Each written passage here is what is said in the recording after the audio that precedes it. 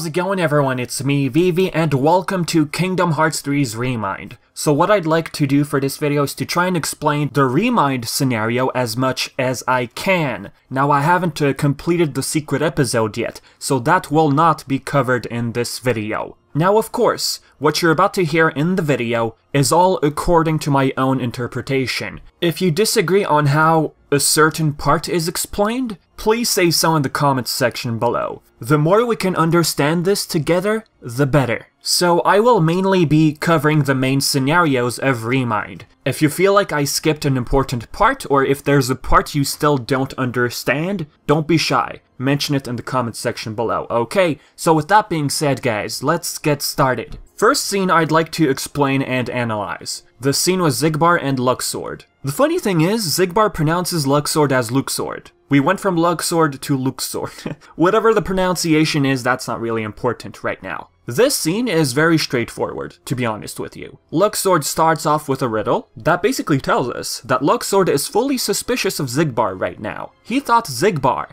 got the order from either Xemnas or Xehanort when it comes to finding the black box. Sometimes all it takes to reach a certain conclusion is to simply ask. Xehanort, as Luxord said, only wanted the clash between 13 darknesses and 7 lights. Then he thought, okay, the order must have come from Xemnas. So he decided to ask Xemnas himself, hey, by the way, I'm looking for a black box. Xemnas most likely said, what the heck are you talking about? Therefore, Luxord gets suspicious of Xigbar. Like, why him? Why does Xigbar want the box? It's definitely him looking for that box. Some of you might say, but Vivi, what if he had the box with him already, but kept somewhere? He has it in the epilogue after all. Yes, but tell yourselves, why would Xigbar Lucio waste time asking for help?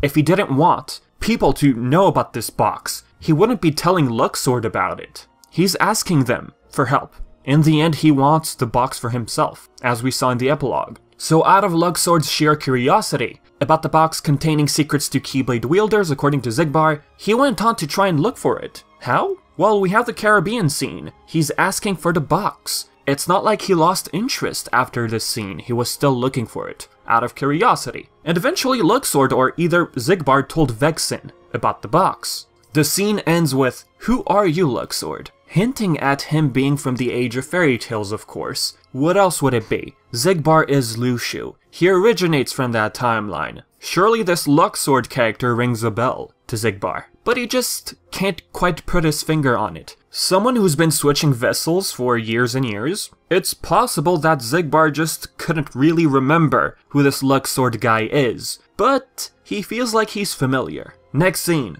young Xehanort and the Master of Masters. This scene takes place 75 years before the timeline of Kingdom Hearts 3. So Master Xehanort is old, alright. The Master of Masters, yep, that's him. His voice is a telltale sign, easy. Young Xehanort here was going through the Mark of Mastery exam most likely. He does bring up the word exam at the end of this scene. He's been traveling the world and trying this newly given black robe that wards off the darkness. Was this his master? I believe so. If we go back to Xehanort's report number 1 from Birth by Sleep, upon reflection, my life underwent the most considerable sea change when I arrived at that place. Yes, it began when I found a master, and another I would later call my brother when I found a new home. So when does this take place? Apart from the 75 years gap, this scene in particular, when does it happen? Young Xehanort left his island because he found his master. Looking at this scene from Dream Drop distance, this world is just too small. He looks just as old as he is in this scene. So these two events should be close to one another. Going back to the early scene from Scala, when you start Kingdom Hearts 3, he looks much younger, in my opinion. So here's how I look at it. Eventually, young Xehanort, when going through training, and before obtaining the robe, he goes back to Destiny Islands and reminds himself that his birthplace is indeed too small. You guys might say, but dude, you're comparing 2D models with 3D. Maybe he was supposed to be younger in DDD? Look, my gut's telling me that no, he wasn't younger here. One day, the Master arrives on Destiny Islands. They leave for Scala at Kylam. He befriends Ericus. They undergo training. Young Xehanort, he gets older in Scala. He goes back to Destiny Islands eventually and thinks back to his childhood.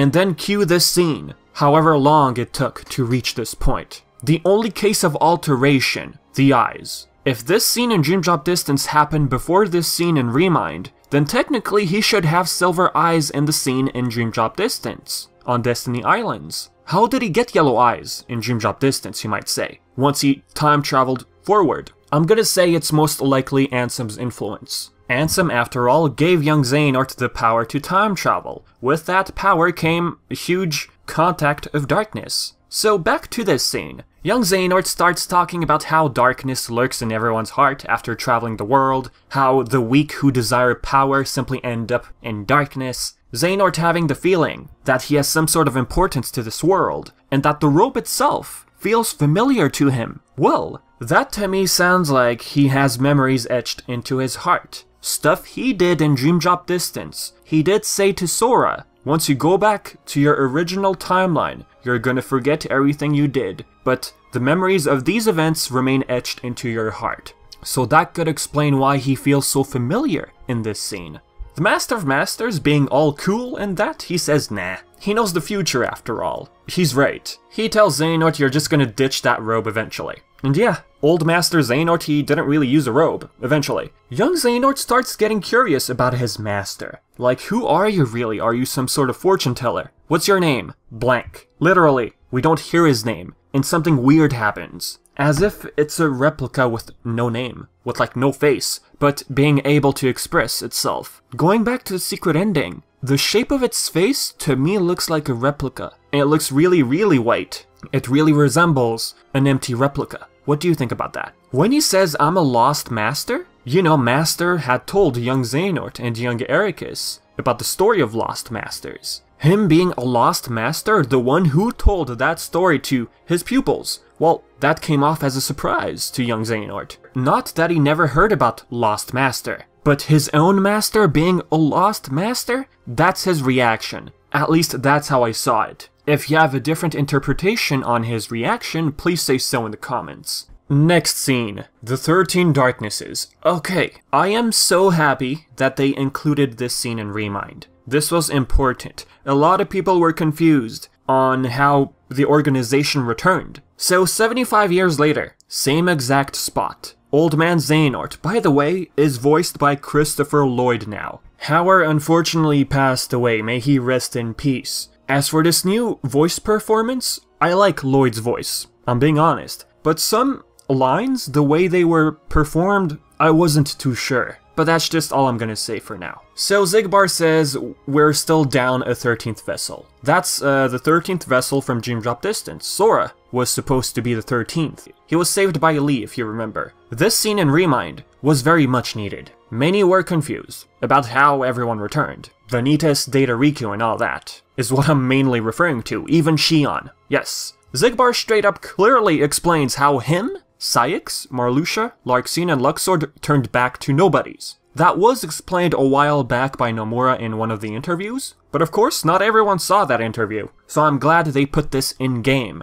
As for the others, Ansem, Xemnas, Riku Replica, Vanitas, and young Xehanort used replicas to house hearts from the past. As I guess a safety precaution as to not alter the timeline. Why else would Xehanort rely on replicas, right? Terra apparently came back as an empty vessel. When Xemnas and Ansem were defeated, Master Xehanort returned to his human form. As for Terra, he returned as an empty vessel. So, Xehanort thought of transferring Terra Nort's heart from the past within that vessel. If you remember, Terra's actual heart has been stuck within the Guardian, until the stuff that happened in KH3. The last vessel, Xion. I think the scenario with Xion was the most confusing for people. She's known as number I. No one remembered this number until they found old data. That old data was used to form this puppet. They didn't remember the name Xion. So with Xion being brought back thanks to old data, it seems Master Xehanort transferred his heart into Xion. Why wouldn't he? She's part of the 13 Darknesses. Everyone from the real Organization 13 have Xehanort's fragment, or heart from the past. Next thing, the biggest scenario of ReMIND. Sora and the power of waking. Chirithy says that Sora broke the taboo of nature. He was chasing after hearts that banished from existence. The power of waking is supposed to awaken sleeping hearts, but that's not what Sora did. 6 times. He abused it, basically. That price to pay involves his powers and existence in this world. He's rescued 6 hearts before, not sleeping hearts. Hearts that banished from existence, as I just said. That's taboo, and he will in fact pay that price later on. Sora. This one I had no idea about. This is new to all of us. A lot of us assumed Sora would rewrite the timeline again, but according to Charity, that is not possible this time. So what did Sora do? What is he doing in ReMIND? We reach a point where there's 2 Soras. 1 Sora from the past, and 2 time-traveling Sora. Before Sora reaches a physical form, for some time, he returns to the time before everyone vanishes. Charity describes it as returning to the tear in the fabric of time, caused by Sora changing his destiny and changing it once again. It took me a while to understand the changing it again part, but what Charity is most likely referring to is Destiny 1 is Sora being alive, the same applies for the others, and Destiny number 2 being light prevailing. Other than that, I really don't know what Charity is referring to by saying again. If you feel like I'm wrong on this part, please say so. The point of ReMIND. Sora yet again returns to this point in time. In order to find Kairi, he's going to have to traverse the hearts of those connected to him. He's going to feel their emotions, anxiety, everything. He has up until the point he came back to the final world to try and retrieve Kairi. I believe that's referring to the ending scene we got in the base game, which still gets repeated at the beginning of ReMIND. At least having played ReMIND, that's what I understood from it. The first instance of Sora traversing a heart is Ven's. He feels Vanitas. The Vanitas, referring himself as darkness, if I'm not mistaken. It's the Vanitas which was sleeping in Ventus, not the past Vanitas which entered a replica. Sora believes he enters the tear in fabric. He finds himself in the Station of Awakening. Naminé finds him. She tells him, I'm trying to reach out to Terra's thoughts, aka the Lingering Will. Sora tells her to go to the world of ocean and sky. So wait a minute. Did time-traveling Sora tell Naminé to go to the final world? Does that explain her presence in the base game? In this cutscene? No. Naminé from the base game said darkness struck. A huge darkness, referring to when everyone perished. So this right here is Naminé's starting point. Honestly, at first I thought this Naminé's star we speak to, was a result of time-traveling Sora telling Naminé to go there. But no, the way she's talking here, how she wound up in this place after darkness struck, that to me tells me this is her starting point. So this scene in Sora's Station of Awakening is a continuation to that. I believe the fact Naminé found her way to time-traveling Sora is because Sora's heart was there. There was this huge connection. Basically, in this scene, Sora understands that Naminé was the one who brought the Lingering Will into the equation when Sora rewrote the timeline. So basically, Sora finds out that Lingering Will popping out of nowhere was thanks to Naminé reaching out to Terra's thoughts. And thanks to Terra's thoughts being so strong, Sora was able to manifest himself physically and pop out through a portal to help the Lingering Will. Remember Riku in Kingdom Hearts 1, when he wound up in the Realm of Darkness, when Ansem kicked away his heart, Riku was able to maintain a body. Why? Because he had a strong will to find Sora and Kairi. This part right here, Sora had this huge will to help Terra, so with that he was able to physically show up there. So at this point, we have 2 Soras. Time-traveling Sora, who fought Terranort behind the scenes. This was happening while we were playing the main, well, the base game, that's what I mean. The other Sora being past Sora, who's on the other side doing his thing, you know, with the gang. Yup, looking at this scene right now, Lingering Will, as I thought, I knew it, joins the Guardian. That explains how the Guardian had a mind of its own later. I mean, think about it, how come the Guardian had absolutely no control after all these years? If Terra's heart was trapped within the Guardian for this long, how come he wasn't able to control himself? The Lingering Will. He entered the Guardian and Terra was able to move the Guardian. That's it. After Terranort deals with Sora, by the way, yes, this was a fighting segment, which is unexpected, it was fun. After all this, basically we repeat the stuff we already did in the base game. That's my only disappointment when it comes to ReMIND. But hey, you can play as Riku, Aqua, and Roxas. I'm not disappointed about that. Fighting as Roxas especially, ooh, that was something. That was beautiful. So basically everything that was shown off in the trailers Sora not being present? Well, it's not because he rewrote the timeline or took over his past self, him running around, not being part of these battles anymore, no. Nothing of such sort. He can't write the timeline again, remember? So all these additional stuff you see in ReMIND all happened behind the scenes, and they work. These are scenes that played while Sora was exploring the maze, making his way towards these fights you see. However, there is one sequence where stuff played out like we've never seen it before. Could we at least have fought with Kairi here, even if it's a small segment? I know we fight as Kairi later, let's not forget about that, but I'm just saying. So yeah, this part right here, Sora was still making his way towards this fight. But the thing that played out differently, which is not considered behind the scenes, it's this part. This to me seems like an extended scene, something the team had in mind.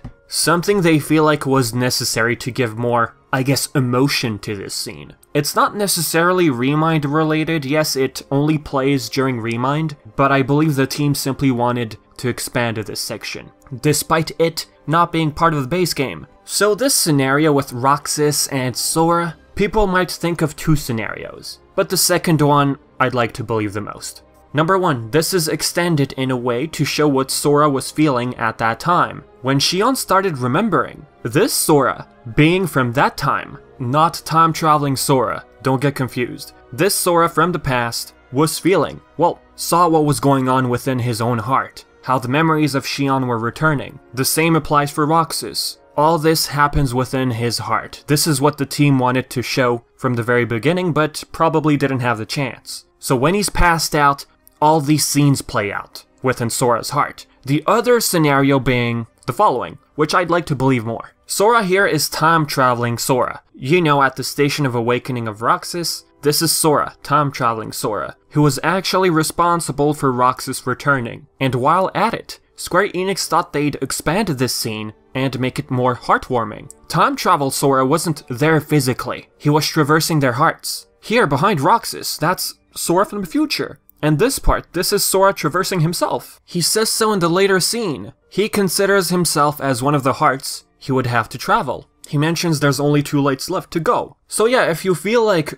Roxas' Station of Awakening and all that is just Sora from that time seeing all that, then okay. But with the whole theme of ReMIND, how Sora has to travel through people's hearts, I'd like to believe that this scene with Roxas and Xion's memories, that's simply Sora from the future saying all that, and also playing a role. Anyway, there is another instance in ReMIND where future Sora does play a huge role. Didn't Chirithy tell Sora that you'll come to discover a greater truth? That truth being that Sora, time-traveling Sora, would help those people from the past. Yay, time travel shenanigans, am I right? So after the part with Xion, Roxas, and everyone, the part with young Xehanort, Xemnas, and Ansem repeats. See, this is another part where it feels like filler. Instead of adding filler, honestly, they could have had us play as the Lingering Will, facing Terranort. That would have been epic. So in this instance, Sora, future Sora I mean, feels what past Sora was feeling here. Mickey's voice enters Sora while finds Sora's heart. I believe that's future Mickey, or present timeline Mickey, if you wanna go with present instead. Mickey's known for communicating via hearts since Kingdom Hearts 1. Yes, the voice in KH1 was Mickey's. So Mickey from the present timeline, who finds Sora's heart going through the power of waking, tells Sora that Kairi is crystallized. The one thing I don't get, if he knew this information, why didn't he tell Sora prior? You know, why didn't he tell this to Sora in the past? I guess Mickey discovered this information sometime later, or maybe after Sora went through the power of waking, he thought, wait a minute, Kairi surely was crystallized. So luckily he found Sora's heart, time traveling, and he told him, by the way, Kairi got crystallized. At that instant, Mickey thought there's a way of saving Kairi. Before he says anything more, Mickey from the past gets unfrozen and basically Mickey from the future disappears. His voice disappears, technically. Sora loses contact. Sora then, frustrated, he reminds himself of the portal, which I always saw a portal to Xehanort's heart. That would explain how Xehanort was able to manipulate Scala, folding it, turning it upside down and all that. So future Sora, with that knowledge in mind, enters Scala before his past self shows up. So now you might wonder, how did he keep a bodily form? He did get a physical body before when facing Terranort, thanks to Terra's thoughts. But here, since Scala is most likely Xehanort's heart, then Sora can easily manifest himself physically. Explorable Scala, yay. Exploring Scala, I have to say, is gorgeous. It's fun. I love it. Sora has to collect 5 shards.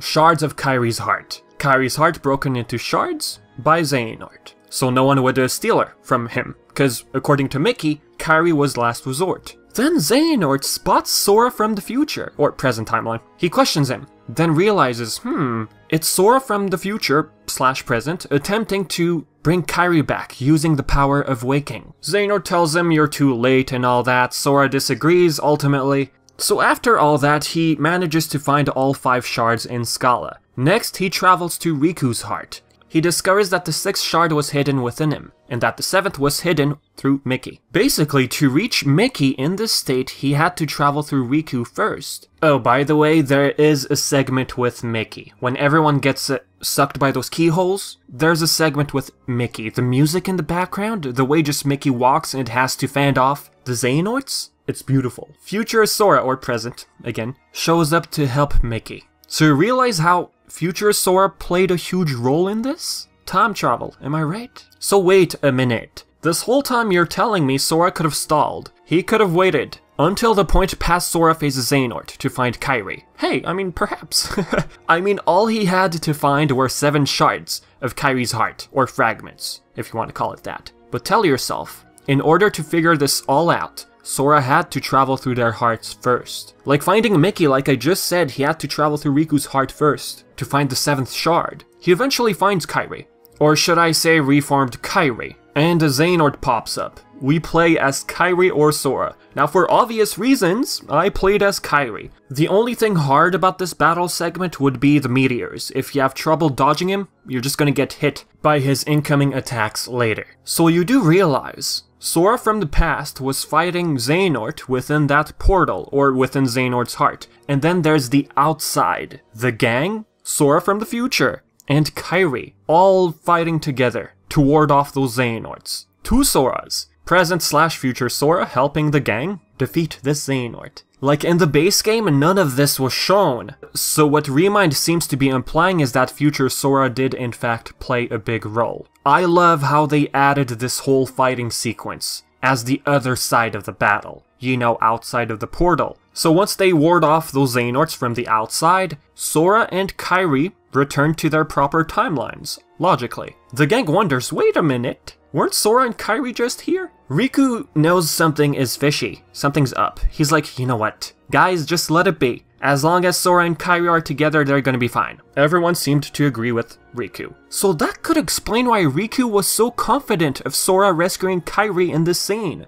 Mickey wasn't considering it, but Riku thought back to this exact moment, how he saw Kairi and Sora. So in the back of his mind, he told himself, okay, Sora's got this, guys, don't worry about it. So about these main scenario updates, the team were referring to updated visuals and cutscenes. Here, for example, Riku is smiling. In the base game, he wasn't. Well, both scenes in ReMIND and the base game got updated. Riku smiles in both. He's smiling here because Sora and Kairi are sitting at that tree. And then poof! Sora disappears, literally, on the spot. For a long time, many fans, including myself, thought that Kairi was imagining Sora disappearing in her mind. And now I understand why they made Riku smile in this segment. Because he's happy of seeing Sora and Kairi together. And the thing is, if Riku, going back to the original cutscene before it was updated, he was just curious, looking like, Kairi's sitting alone at that tree. Why are all of us excited and playing games on the sand? Right? Everyone's happy, but Sora's not there. If we go with the original thoughts we had before. But no, Sora disappears at that moment. Wow, I didn't see that one coming. But hey, at least Sora tells Kairi that his time is up. Like, everything makes more sense now. And yeah, I'm not saying that this scene isn't sad at all, it is. So after all this, another section unlocks called Limit Cut. In this one, we have scenes with Riku and the Restoration Committee trying to figure out Sora's location. Riku says that Kairi has been willingly put to sleep for a year, cause she believes that her heart may contain important information to help find Sora. So for a year, everyone has been looking for Sora. And about limit cuts, by the way, you have to defeat all 13 data bosses in order to advance through the story. Am I a fan of that? Not really, but hey, I am absolutely not saying that the bosses are terrible. No, no, no. Square Enix did a fantastic job bringing back those challenges from Kingdom Hearts 2. Well, KH2 Final Mix, basically. So far, I find these data bosses in KH3 better than KH2's. I'm enjoying them a lot more. I haven't beaten all these guys yet. I've read horror stories, okay? It's not easy. It's challenging. It takes time, you really have to figure out their patterns. As you can see with the Data Young Xehanort, I'm currently playing on Proud level 89, and it's not easy. You thought Proud was easy in the main game? Well, base game I mean? These data battles are something else. And I'm super happy about that. So, to finish off the video, I'd like to share my quick thoughts on ReMIND. I absolutely adore the extra cutscenes they put in. Those cutscenes answered a lot of questions. As for the segments where you basically just repeat what you did in the base game, you know, those fights at the Keyblade Graveyard, I wasn't a fan of it, cause, I mean, you've done it before, right? Why do it again? Instead of those being what I call filler, they could have focused on something else. What I said before, for example, the Lingering Will fighting Terranort. They could have focused on that. About the extra playable characters Riku, Aqua, Roxas, those were cool. But you know that feeling where you discover something new, like you can't wait to play with it? Like once you do play with it, you're like, oh, that's it? That's the feeling I got, playing as different characters. Like it wears off quickly. But hey, the limit cut section, those bosses, is awesome.